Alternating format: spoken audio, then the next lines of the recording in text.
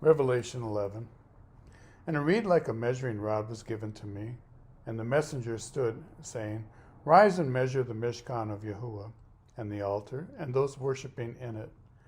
But cast out the court which is outside the Mishkan, and do not measure it, for it has been given to the nations. And they shall trample the set-apart city underfoot for 42 months. And I shall give to my 2 witnesses, and they shall prophesy 1,260 days, clad in sackcloth. These are the 2 olive trees and the 2 lampstands that are standing before Yahuah of the Eretz.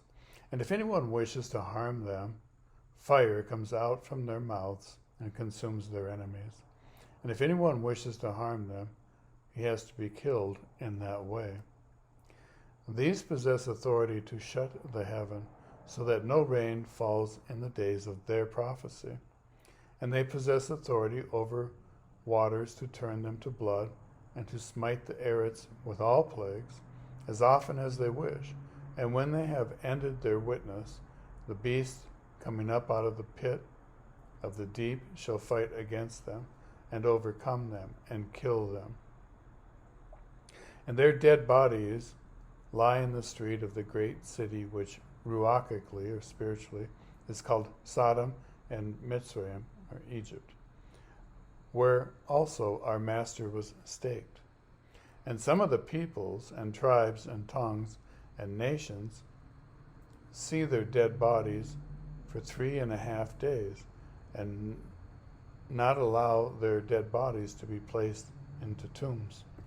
And those dwelling on the Eretz rejoice over them and exult, and they shall send gifts to each other, because these 2 prophets tortured those dwelling on the Eretz. And after the 3.5 days, a breath of life from Yahuah entered into them, and they stood upon their feet, and great fear fell on those who saw them. And they heard a loud voice from the heavens saying to them, Come up here. And they went up into the heaven in a cloud, and their enemies saw them.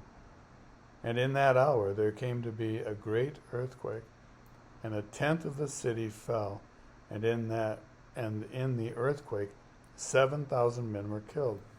And the rest became afraid and gave esteem to the Yahuah of heaven. The second woe is past, and see, the third woe is coming speedily. And the 7th messenger sounded, and there came to be a loud voice in the heavens, saying, The reign of this world has become the reign of our Master, and of his Mashiach, and he shall reign forever and ever. And the 24 elders sitting before Yahuah on their thrones fell on their faces and worshipped Yahuah, saying, We give you thanks, O Yahuah, El Shaddai, the one who is, and who was, and who is coming, because you have taken your great power and reigned. And the nations were enraged, and your wrath has come, and the time of the dead to be judged, and to give the reward to your servants, the prophets, and to the Kodashim, and to those who fear your name, small and great, and to destroy those who destroy the Eretz.